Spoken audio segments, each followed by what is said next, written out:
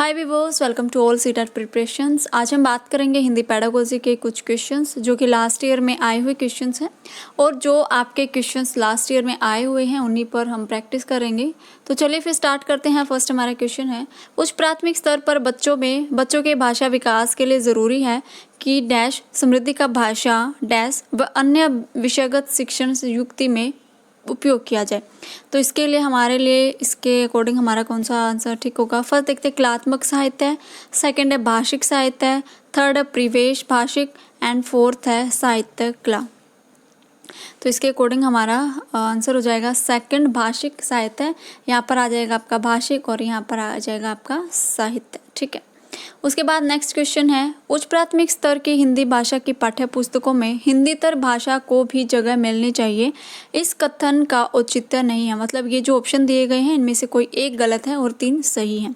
तो फर्स्ट है हिंदीतर भाषा के साहित्य से परिचित कराना, सही बात है। नेक्स्ट है हिंदीतर भाषाओं की रचना शैलियों से परिचित कराना, ये भी ठीक है। नेक्स्ट है हिंदीतर भाषाओं के माध्यम से संवेदनाओं को विस्तार देना एंड लास्ट है हिंदीतर भाषियों के आक्रोश को शांत करना। तो देखिए 3 हमारे बिल्कुल सही हैं एंड जो लास्ट है वो गलत है और इसके अकॉर्डिंग हमारा जो आंसर हो जाएगा वो लास्ट फोर्थ हमारा आंसर हो जाएगा। ठीक है, उसके बाद नेक्स्ट है विद्यार्थियों की पढ़ने में रुचि जगाने और भाषा ज्ञान में वृद्धि के लिए पाठ्य पुस्तक के अतिरिक्त ऐसे कौन से साधन हो सकते हैं वो आपको बताने हैं। फर्स्ट है पाठ्यचर्या से आगामी क्रियाओं का अधिकाधिक आयोजन किया जाना चाहिए। सेकंड है समाचार पत्र पोस्टर का निर्माण करवाया जाना चाहिए। थर्ड है पठन सामग्री विकसित की जानी चाहिए एंड फोर्थ है शैक्षिक भ्रमण का अधिकाधिक आयोजन किया जाना चाहिए।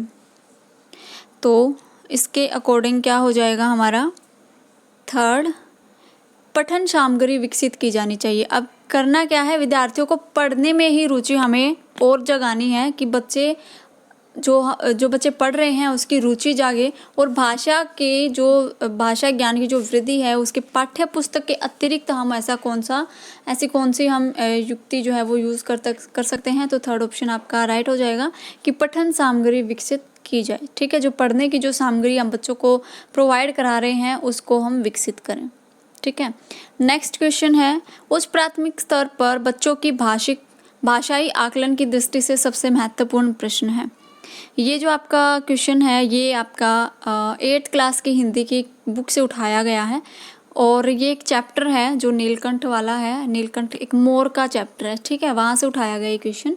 फर्स्ट वसंत ऋतु में नीलकंठ के लिए जाली घर में बंद रहना असहनीय क्यों हो जाता है। सेकंड है लेखिका को नीलकंठ की कौन कौन सी चेष्टाएं बहुत भाती हैं एंड थर्ड है नीलकंठ की नृत्य भंगिका को अपने शब्द चित्र में प्रस्तुत कीजिए एंड फोर्थ है मोर मोरनी के नाम किस आधार पर रखे गए थे।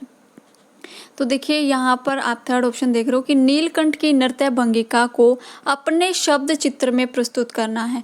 हमारी क्या थिंकिंग है, हमने जो चैप्टर पढ़ा है, हमने जो पाठ पढ़ा है हिंदी का नीलकंठ वाला, तो हमने उसमें क्या देखा है, क्या हमने उसको समझा है, उसको हमें अपने शब्दों में चित्रित करना है, हमें उसको अपने शब्दों में लिखना है। ठीक है, तो ये आपका राइट आंसर हो जाएगा थर्ड। ठीक है, जब आप ये चैप्टर पढ़ोगे, आपने पढ़ा भी हो, ये 8th क्लास का चैप्टर है। ठीक है, इसको देखना चाहो तो आप देख भी सकते हो। उसके बाद नेक्स्ट है भाषा अर्जित करने के संदर्भ में सर्वाधिक महत्वपूर्ण है। क्या महत्वपूर्ण हो सकता है भाषा अर्जित करने के संदर्भ में। फर्स्ट है समृद्ध भाषा परिवेश, सेकंड है संचार माध्यमों का अधिक प्रयोग, थर्ड है विद्यालय परीक्षा प्रक्रिया एंड फोर्थ है भाषिक पठन सामग्री। अब देखिए जो परीक्षा प्रक्रिया होगी वो कभी भी आपके आंसर नहीं होंगे। ठीक है, तो इसके अकॉर्डिंग हमारा आंसर हो जाएगा समृद्ध भाषा परिवेश। हमें बच्चों को ऐसा परिवेश देना है जिससे बच्चे अपनी भाषा को अच्छी तरीके से अर्जित कर सके। ठीक है, भाषा अर्जित करने के संदर्भ में ये सबसे महत्वपूर्ण है। ठीक है, कि समृद्ध भाषा परिवेश हम बच्चों को उपलब्ध कराएं। ठीक है, तो जो आपका फर्स्ट ऑप्शन है वो राइट हो जाएगा। ठीक है, उसके बाद नेक्स्ट है बहुभाषिक कक्षा में बच्चों की भाषाओं को स्थान देने के लिए आवश्यक है कि फर्स्ट है शैक्षिक बच्चों को उनकी भाषाओं में ही व्यवहार करने के लिए कहे। सेकंड है शिक्षक बच्चों के मातृभाषा प्रयोग को स्वीकार करें, मतलब जो बच्चे अपनी मातृभाषा में बात कर रहे हैं उसको स्वीकार करें। थर्ड है शिक्षक बच्चों की मातृभाषाओं में गीत कविता सुने। एंड फोर्थ है शिक्षक बच्चों की भाषाओं का ही प्रयोग करें। अब देखिए ये तो पॉसिबल हो नहीं सकता कि टीचर जो स्टूडेंट्स हैं उनकी मातृभाषा में बात करें, क्योंकि वो अलग अलग क्षेत्र से बच्चे आए हुए हैं, तो सभी की मदर टंग तो टीचर को नहीं पता होगी। अपनी मदर टंग पता होगी टीचर को, या फिर एक दो लैंग्वेज और आ सकते हैं, लेकिन सभी की यूज़ करना थोड़ा सा मुश्किल हो जाएगा। तो ये आपका जो फोर्थ ऑप्शन है वो कट हो जाएगा, ठीक है। उसके बाद सेकंड है कि शिक्षक बच्चों की मातृभाषाओं में गीत या फिर कविता सुने, ये गलत हो जाएगा। उसके बाद सेकंड जो ऑप्शन है शिक्षक बच्चों की मातृभाषा प्रयोग को स्वीकार करे। जिस फील्ड से बच्चे आए हुए हैं, अगर कोई बच्चा अपनी मातृभाषा में बात कर रहा है तो एक टीचर का कर्तव्य बनता है कि उसकी मातृभाषा को एक्सेप्ट करे, उसको स्वीकार करे, ठीक है। कोई भी टीचर क्लास में ये नहीं कह सकता कि तुम अपनी मदर टंग में बात क्यों कर रहे हो, तुम इस मदर टंग में बात नहीं कर सकते, जो यहाँ की लैंग्वेज है तुम उसी में बात करो, ये नहीं जोर दे सकते बच्चों पर। अगर कोई बच्चा है अपनी मदर टंग में बात कर रहा है तो उसको हमें एक्सेप्ट करना चाहिए, ठीक है। तो इसके अकॉर्डिंग हमारा राइट आंसर हो जाएगा सेकेंड, ठीक है। ओके, नेक्स्ट क्वेश्चन है 8वीं कक्षा में पढ़ने वाली रुबीना लिखने में बेहद कठिनाई का अनुभव करती है। संभव है कि वह डैश से ग्रसित है। तो कौन सा ऐसा उसकी जो लर्निंग डिसेबिलिटीज़ की ये पार्ट है, तो कौन सी लर्निंग डिसेबिलिटीज़ उसकी होगी यहाँ पर रूबी का लिखने में, ठीक है, लिखने में कठिनाई महसूस करती है, ठीक है। मैंने आपको जब मैंने लास्ट अपने दूसरे चैनल पर आपको पढ़ाया था लर्निंग डिसेबिलिटीज़, मैंने आपको कराई थी कि बच्चा पढ़ने में जब कठिनाई उसको होती है तो उसको क्या कहा जाता है, लिखने में उसको कठिनाई होती है तो उसको क्या कहा जाता है। पढ़ने में डिसलेक्सिया होगा, लिखने में डिस्ग्राफिया होगा, ठीक है। डिसलेक्सिया होगा जब बच्चे को पढ़ने से संबंधित उसको प्रॉब्लम आएगी, उसको कठिनाई आएगी, उसको कहा जाता है डिसलेक्सिया। एंड डिस्ग्राफिया वो होगा जब बच्चे को लिखने संबंधित कोई कठिनाई आती है। तो इसके अकॉर्डिंग हमारा आंसर क्या हो जाएगा, सेकंड हमारा आंसर हो जाएगा। सेकंड आंसर इज राइट, क्योंकि डिस्ग्राफिया है और रुबीना को लिखने में ही दिक्कत आ रही है। उसके बाद जो डिसकैलकुलिया है, ये कैलकुलेशन में, ये गणित में प्रॉब्लम अगर किसी भी बच्चे को है तो उसको कहा जाता है डिसकैलकुलिया, ठीक है।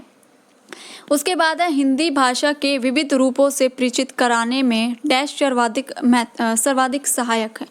तो हिंदी भाषा के जो विविध रूप हैं उससे हम कैसे परिचित करा सकते हैं, इसके लिए सबसे महत्वपूर्ण जो सर्वाधिक सहायक बिंदु है वो कौन सा होगा।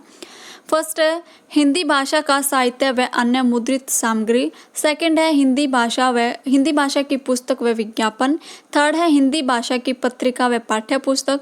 एंड फोर्थ है हिंदी भाषा के समाचार पत्र व विज्ञापन। ये आपको बताना है। तो इसके अकॉर्डिंग आपका राइट आंसर हो जाएगा फर्स्ट। हिंदी भाषा के विविध रूप जहाँ से हम हिंदी सीख सकते हैं वो कौन कौन से ऐसे और भी सर्वाधिक सहायक सामग्री हो सकती हैं। तो हिंदी भाषा का एक तो साहित्य, जो कॉमिक्स बच्चे जो बुक्स पढ़ते हैं वो हो सकता है, जो साहित्य होता है, लिटरेचर जो होता है वो हो सकता है, और अन्य मुद्रित सामग्री उसमें कुछ भी हो सकता है, मैगजीन्स हो सकती हैं, उसमें न्यूज़पेपर हो सकता है, कोई भी अन्य मुद्रित सामग्री जो हम मार्केट से लेकर आते हैं, ठीक है। तो इसके अकॉर्डिंग हमारा राइट आंसर हो जाएगा फर्स्ट, ठीक है। नेक्स्ट है भाषा सीखने और भाषा अर्जित करने में मुख्य अंतर का आधार नहीं है। नहीं, आपको यहाँ पर बताना है कि भाषा सीखना और भाषा अर्जित करना दोनों में मुख्य अंतर का आधार नहीं है, वो आपको बताना है। फर्स्ट है स्वाभाविकता, सेकंड है सहजता, थर्ड है व्याकरण एंड फोर्थ है भाषाई प्रवेश। तो इसके अकॉर्डिंग कौन सा आंसर हो जाएगा हमारा व्याकरण, ठीक है। व्याकरण कोई आधार नहीं है कि भाषा सीखने और अर्जित करने में कि इनका जो अंतर है, जो दोनों में अंतर है वो नहीं, कौन सा है वो आपका हो जाएगा व्याकरण, ठीक है। उसके बाद नेक्स्ट है स्त्री के सौंदर्य का प्रतिमान हाँ, स्त्री के सौंदर्य का प्रतिमान बना दिया जाना ही उसका बंधन बन जाता है। इस विषय पर कक्षा में चर्चा कीजिए। भाषा की पाठ्य पुस्तक में इस प्रश्न को स्थान देने का क्या औचित्य है, ये आपको बताना है। तो फर्स्ट है स्त्री बंधन की चर्चा करना, सेकंड है सौंदर्य प्रसाधनों का विरोध करना, थर्ड है भाषा को स्त्री विमर्श से जोड़ना एंड फोर्थ है सौंदर्य प्रतिमान बनाना। तो देखिए, विरोध करना नहीं हो जाएगा, स्त्री बंधन पर सिर्फ चर्चा करना पॉसिबल नहीं है और सौंदर्य प्रतिमान बनाना भी नहीं है। तो इसके अकॉर्डिंग हमारा जो राइट आंसर हो जाएगा वो हो जाएगा थर्ड, भाषा को स्त्री विमर्श से जोड़ना इज राइट। ठीक है, तो इसके अकॉर्डिंग हमारा क्या आंसर हो जाएगा थर्ड। नेक्स्ट है पाठ में ठिठियाकर हंसने लगी जैसा वाक्य आया है। ठिठियाना शब्द में आना प्रत्यय का प्रयोग हुआ है। आना प्रत्यय से बनने वाले 4 सार्थक शब्द लिखिए। इन प्रश्न का स्वरूप को पोषित करता है। इस प्रश्न का स्वरूप डैश को पोषित करता है, ये क्या होगा? ठीक है, प्रत्यय आया हुआ है और प्रत्यय से बनने वाले 4 सार्थक शब्द लिखने हैं। इस प्रश्न का स्वरूप क्या होगा, ये आपको बताना है। फर्स्ट है सूत्रशैलीय व्याकरण, सेकंड है संदर्भ में व्याकरण एंड थर्ड है पाठ्य पुस्तकीय व्याकरण, फोर्थ है प्रत्यय का समस्त ज्ञान। तो क्या हो जाएगा? सेकंड, संदर्भ में व्याकरण। संदर्भ में व्याकरण मतलब व्याकरण की हमें नॉलेज है, व्याकरण के बारे में हमें पता है। प्रत्यय जो है उसके बारे में हम जो कोई अन्य जो 4 हमें सार्थक शब्द बनाने हैं वो हम बना सकते हैं क्योंकि व्याकरण की हमें जानकारी है। तो जहाँ भी हिंदी में संदर्भ आ जाए वो आपके पॉसिबल होंगे, पॉजिटिव में जाएंगे कि सबसे ज़्यादा आपके चांस होते कि वही आपके आंसर होते। ठीक है, ओके। सो नेक्स्ट क्वेश्चन है, उच्च प्राथमिक स्तर पर डैश परिचित कराने की प्रक्रिया पर बल देता है क्या? फर्स्ट है लेखन प्रक्रिया से, अलंकार व छंद से, साहित्य विधाओं से या फिर पठन प्रक्रिया से। तो इसके अकॉर्डिंग क्या हो जाएगा कि उच्च प्राथमिक स्तर पर डैश परिचित कराने की प्रक्रिया पर बल देता है। लेखन प्रक्रिया आपके कभी नहीं होंगे, आपके जो टेस्ट होते हैं वो कभी आंसर नहीं होंगे। अलंकार व छंद आपके आंसर नहीं होंगे। पठन प्रक्रिया से नहीं होगा। तो क्या आपका आंसर हो जाएगा थर्ड, साहित्य विधाओं से। जो हमारी साहित्य जो विधाएं हैं उनसे परिचित कराने की प्रक्रिया पर हमें बल देना चाहिए, बल दिया जाता है उच्च प्राथमिक स्तर पर। ठीक है, उसके बाद नेक्स्ट है उच्च प्राथमिक स्तर पर व्याकरण सिखाने की किस विधि को आप सर्वाधिक महत्वपूर्ण एवं उपयोगी पाते हैं? तो उच्च प्राथमिक स्तर पर हमें व्याकरण सिखानी है बच्चों को और उसके लिए सबसे सर्वाधिक और उपयोगी कौन सा ऑप्शन होगा? फर्स्ट है निगमन विधि, सेकंड है पाठ्य पुस्तकीय विधि, अनुवाद विधि या फिर आगमन विधि। तो इसके अकॉर्डिंग कौन सा आपका आंसर हो जाएगा? देखिए, व्याकरण पढ़ाने का उच्च प्राथमिक स्तर पर जब हम व्याकरण बच्चों को पढ़ाते हैं तो सबसे ज़्यादा उपयोग की जाने वाली विधि है आपकी आगमन विधि। ये लगा लीजिए कुछ भी जब हम बच्चों को पढ़ा रहे हैं हिंदी में, वो उसके लिए जो हम विधि यूज़ करते हैं, द बेस्ट जो विधि होती है वो आगमन विधि होती है। ठीक है, उसके बाद चलती है निगमन विधि। ओके, उसके बाद नेक्स्ट है उच्च प्राथमिक स्तर पर भाषा शिक्षण का उद्देश्य नहीं है। नहीं यहाँ पर बताना है तो 3 सही होंगे, गलत होगा और जो गलत है वही हमारा आंसर होगा। फर्स्ट है भाषा के व्याकरणीय बिंदुओं को भाषा के व्याकरणीय बिंदुओं की परिभाषाओं को जानना। तो कभी भी परिभाषाओं को जानना कभी भी आंसर आपके नहीं होंगे। ठीक है, उसके बाद नेक्स्ट है भाषा की बारीकी और सौंदर्य बोध को समझने की क्षमता का विकास करना। तो यहाँ पर समझ विकसित हुई है और सौंदर्य बोध को मतलब जो भाषा है उसकी बारीकी को समझा गया है, जो सौंदर्य बोध है उसकी समझने की जो क्षमता है वो विकसित हुई है। ठीक है, तो ये ठीक है। उसके बाद देखिए विभिन्न साहित्य विधाओं की समझ का विकास करना, ये भी सही है। नेक्स्ट है निजी अनुभवों के आधार पर भाषा का सृजनशील प्रयोग करना। हम खुद के अपने एक्सपीरियंस यूज़ कर रहे हैं, जो हमारे खुद के अनुभव हैं, तो ये भी सही होगा। और मैंने आपको बताया था कि जो गलत है वही हमारा आंसर होगा क्योंकि यहाँ पर नहीं पूछा गया। ठीक है, तो इसके अकॉर्डिंग हमारा आंसर हो जाएगा फर्स्ट। ठीक है, फर्स्ट आंसर आप इज राइट। लास्ट क्वेश्चन है भाषा के नियमित नियमबद्ध प्रकृति को पहचानना और उसका विश्लेषण करना उच्च प्राथमिक स्तर पर भाषा शिक्षण का क्या है? उद्देश्य नहीं है, एकमात्र उद्देश्य है, मुख्य उद्देश्य है या फिर उद्देश्य है, ये आपको बताना है। तो इसके अकॉर्डिंग क्या हो जाएगा कि भाषा की नियमबद्ध प्रकृति को पहचानना और उसका विश्लेषण करना उच्च प्राथमिक स्तर पर भाषा शिक्षण का क्या है? उद्देश्य है। ठीक है, तो इसके अकॉर्डिंग आपका राइट आंसर हो जाएगा फोर्थ कि आप भाषा शिक्षण का ये उद्देश्य है। तो यही आपके थे कुछ हिंदी के पेडागोजी के क्वेश्चंस। आपको वीडियो कैसी लगी आप कमेंट करके बताइए, लाइक करके बताइए और आप अपने फ्रेंड्स के साथ शेयर कर सकते हो और चैनल को ज़्यादा से ज़्यादा सब्सक्राइब करें। Thank you.